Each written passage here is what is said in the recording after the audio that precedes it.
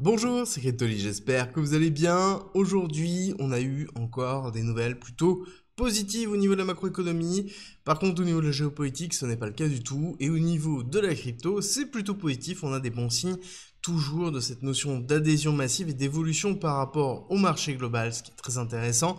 On va passer en revue tout ça. On va commencer avec la partie macroéconomie pure, avec Bessent, qui est un des acteurs maintenant devenu incontournable clairement de l'administration Trump et qui a ici une presse-conférence qui devrait arriver, ainsi que derrière Lutnick qui va avoir un passage sur la CNBC.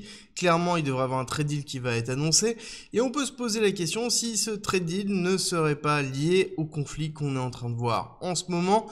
Et oui, comme je vous l'ai dit, la Chine soutient le Pakistan et on a vraiment ici une inquiétude sur un débordement entre la Chine et le Pakistan. Et ça devient très très important et très fort, surtout que ici on va voir le Pakistan qui s'inquiète sur le fait que l'Inde décide de couper l'accès à l'eau sur toute la région du Cachemire. Globalement, des tensions qui montent sur la géopolitique, ça se sent, c'est très fort. Et d'un autre côté, on va avoir l'Inde qui signe 7,4 milliards de dollars de deal avec la France sur des achats de Rafale. On va voir ici étrangement l'annonce de Bessent sur le fait que l'Inde serait certainement le premier first trade deal à être signé. Je rappelle juste que l'Inde a augmenté ses taxes douanières par rapport à la Chine de 12% il y a de ça quelques jours et commence à avoir un retour armé au niveau du Pakistan alors que c'était une zone de conflit déjà depuis un certain temps mais qui s'était un peu calmé depuis peu, notamment avec l'arrivée des BRICS. Mais on voit que ça change de dynamique, à savoir que l'Inde a toujours voulu aussi regagner une certaine place, notamment dans les BRICS, où elle ne veut plus être le second, mais peut-être être le premier et avoir une véritable concurrence avec la Chine. On l'avait déjà senti lors des derniers sommets et on voit que c'est en train de se renforcer avec ce qui est en train de se passer aujourd'hui. On verra bien les annonces qu'il y aura, annonces qui seront certainement très importantes, à savoir que on a toujours le même son de cloche qui est dans tous les cas qu'il y a des deals qui sont en cours entre la Chine et les USA, que la Chine veut forcément faire une désescalade, qu'il n'y a pas d'autre choix, etc. Et derrière, on a la Chine qui dit oui, mais bon, pour l'instant, il n'y a toujours pas eu d'appel, il ne se passe strictement rien, il n'y a pas de négociation, donc on a vraiment deux sons de cloche qui sont différents par rapport aux discussions que l'on peut avoir entre la Chine et les USA, donc ce qui fait aussi une forme de cacophonie au niveau de la géopolitique qui est compliquée au niveau de la géoéconomie, qui est compliquée à gérer, mais bon, en attendant, le Nasdaq et le S&P 500 ne bougent pas trop, on est plutôt dans une phase ici de temporisation après la rupture que l'on a pu connaître sur la barre des 19 250 points, on est en train de se diriger potentiellement sur un retest des 20 000 sur le Nasdaq, donc globalement pas grand chose qui change par rapport à ce qu'on s'était dit déjà. Les prochaines targets sont au-dessus de 20 000 si on arrive à casser 20 000, notamment les 21 000 points qui seront certainement une grosse zone de rejet avec un retest potentiel plus bas par la suite, mais on aura le temps d'en discuter.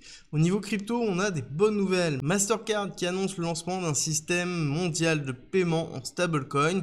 Donc globalement, on a un gros travail qui est effectué au niveau de Mastercard. Historiquement, ils travaillaient tout seuls avec derrière des deals à droite, à gauche. Là, il y a vraiment un gros partenariat avec OKX pour vraiment mettre à disposition une structuration et une architecture pour absorber l'ensemble des paiements en crypto, oui, mais surtout utiliser les stablecoins comme étant un moyen de transit. Donc c'est vraiment un point très important dans l'accessibilité, l'intégration de la blockchain et des stablecoins dans le monde réel. Et on voit que ce n'est pas la crypto en général qui est en train de rentrer dans cette phase d'adhésion, mais plutôt la notion de stablecoin. On le voit aux USA avec la réglementation et le fait qu'il y a un certain nombre d'États ou de banques qui lancent leur propre stablecoin et pas leur propre crypto. C'est ça qui est intéressant de voir, c'est qu'on a un véritable shift dans l'utilité et pas forcément dans la crypto en elle-même.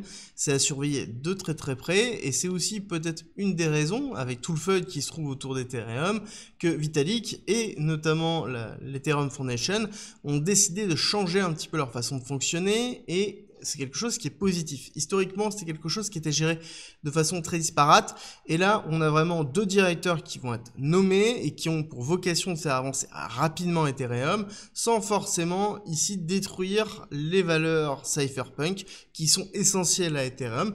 Mais le but étant de dynamiser vraiment la blockchain de regagner l'image qu'elle avait justement de leader dans le domaine.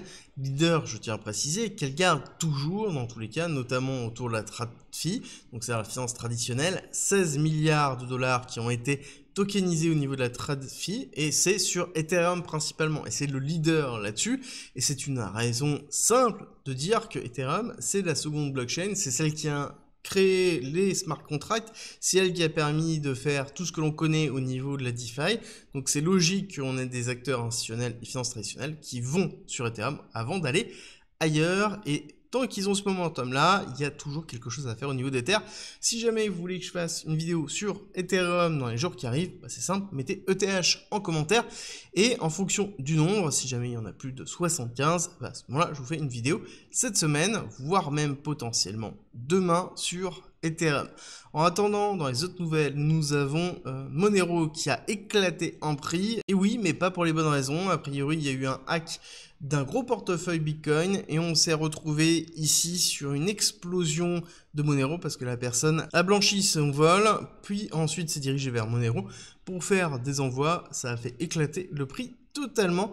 Alors ça, c'est pas forcément positif et je pense qu'il y a de grandes chances que Monero risque d'être totalement ici interdit partout, à voir ce qui va se passer par la suite. En attendant, nous avons AXBT qui nous parle ici de l'impact des baleines, des institutionnels sur le prix de BTC, et il nous explique qu'il y a bien un supply shock qui va arriver. Je vous ai fait une vidéo exprès dimanche dessus, je vous mettrai à la fin de cette vidéo la vidéo, elle sera certainement en haut à droite si ça vous intéresse. C'est très important parce que ici, nous avons en effet quelque chose qui est en train de changer en termes de dynamique. On se retrouve sur beaucoup d'achats spot, 33 500 BTC achetés en spot pour seulement 3100 minés sur une semaine.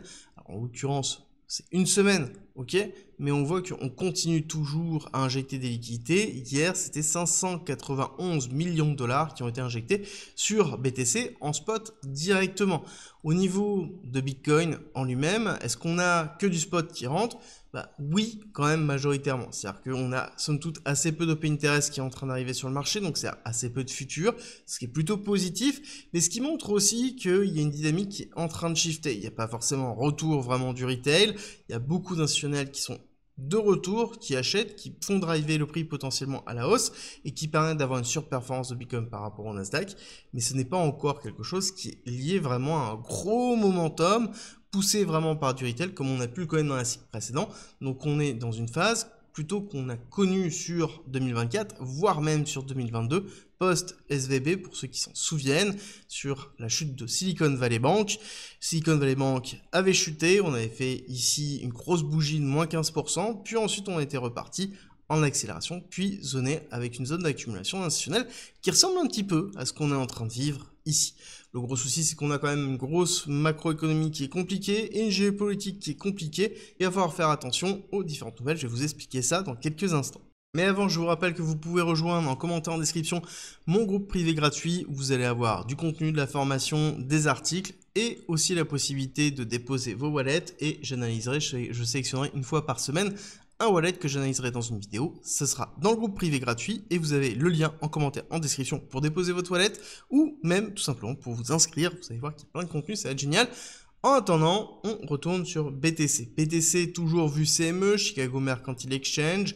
Très important parce que là on est sur le futur institutionnel, il y a toujours un décalage entre spot et le futur, et quand on a des gaps CME, on a plus tendance à aller les combler à un moment donné. On voit qu'on a un gap qui est toujours dans les 92 600, on est dans une phase de stabilisation au niveau de BTC, on a un momentum qui est en train de se calmer sur le RSI aussi, et on commence à avoir des nouvelles qui sont peut-être pas forcément positives. Si jamais on a vraiment une guerre qui éclate entre l'Inde et le Pakistan, on pourrait se retrouver sur une mèche ici qui va retester potentiellement les 80 000, voire même plus bas, hein, les 80 300, je vous le rappelle ici. C'est quelque chose qui arrive très vite, très fort, et ensuite repart. Donc il faudra le prendre en considération, ça, comme risque de liquidation baissière qui sera en même temps cohérent pour faire un très beau retest pour repartir et qui pourrait prendre beaucoup de personnes à contre-pied. Et justement, on a des zones, je voulais vous les noter.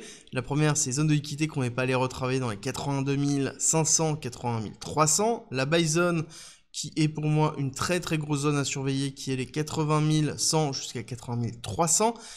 La zone de support de l'ancienne liquidité qui se trouve ici, hop, on va la remettre dans les alentours de 88 500. Et ici, la sell zone qui est une grosse imbalance qu'on se trouvait ici, qu'on attend depuis très très longtemps dans cette partie-là. Donc on pourrait très bien avoir ici une bougie énorme dans les 97 300, 97 500, voire 98 000. Puis ensuite, malheureusement, être entraîné à la baisse avec une grosse annonce, par exemple. C'est quelque chose qui peut se jouer de cette façon-là, à prendre en considération.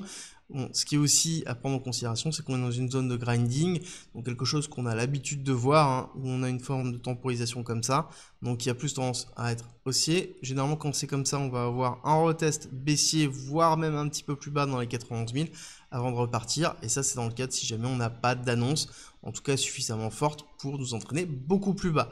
Je rappellerai aussi quelque chose, c'est que demain, c'est les 100 jours de Donald Trump par rapport à son investiture, moment important où on tire ici les résultats sur les 90 jours, donc il doit avoir une victoire, donc ça veut dire qu'on risque d'avoir une annonce aujourd'hui ou demain, ou des annonces sur des potentielles victoires, voire des valorisations qui pourraient éclater à la hausse, notamment sur le Nasdaq. Il faudra voir si le BTC arrive à suivre. Encore une fois, c'est toujours important, il faut que Bitcoin suive les différentes nouvelles pour pouvoir repartir à la hausse. Dans tous les cas, on a ici la dominance de BTC qui est en train de stagner, donc c'est plutôt positif. Ça veut dire que ici on n'a pas forcément de mouvement purement BTC et on a les altcoins qui sont en train de rattraper un petit peu. Pas tous, mais on voit quand même un certain nombre d'altcoins qui rattrapent. On va avoir Virtuals, on va en avoir quelques-uns qui arrivent à rattraper une partie de l'accélération qu'on a connue sur BTC, et c'est quelque chose qu'on avait vu vraiment en 2024. Donc ça veut dire qu'on a certains alts qui arrivent à suivre BTC dans son accélération, d'autres qui sont plutôt amorphes ou qui suivent mais très très légèrement, et ensuite on va avoir un BTC qui va pousser fort, très fort, suite peut-être à un repli, donc ce qu'on a expliqué juste avant d'avoir ici une accélération, et ensuite derrière les alts qui suivront. C'est vraiment le point le plus important, et ça voudrait dire ici qu'on repartirait sur une dominance qui monte. Tant qu'on a ici une temporisation, c'est normal parce que BTC ne bouge pas, donc forcément on a de la liquidité qui se drive vers quoi? Vers des altcoins. On sait très bien qu'en crypto, on veut de la volatilité. Si BTC ne bouge pas, on va aller sur des éléments qui sont de plus en plus risqués pour avoir la volatilité. Et c'est exactement ce qu'on est en train de voir là. Cette notion de cycle que l'on retrouve beaucoup au niveau du ruissellement de la liquidité, elle se fait dans la alt season, oui, mais elle se fait continuellement en fait, à partir du moment où on a des zones d'écrasement de volatilité, comme on l'a au niveau de BTC, juste pour vous montrer un petit peu au niveau de BTC, mais globalement, depuis ici une semaine, quasiment depuis le 23 avril, on n'a pas bougé. On est toujours dans les alentours de 94 000, 95 000 $ sur le CME, donc il n'y a quasiment pas de volatilité au niveau de BTC, et ce qui est plutôt normal, on a des accélérations, temporisation, accélération, temporisation, et ainsi de suite. Quand j'ai accélération, c'est l'accélération de la volatilité, ça peut être tant à la baisse que à la hausse, il faut le prendre en considération. C'est vraiment la volatilité qui attire les gens sur les crypto-monnaies, et du coup cet actif-là doit à un moment donné reprendre de la volatilité quoi qu'il arrive. Ce sera tout pour aujourd'hui, j'espère que cette quotidienne vous a plu. Si c'est le cas, n'oubliez pas, si vous voulez me soutenir, c'est simple, likez, partagez et abonnez-vous, et nous on se retrouve très vite.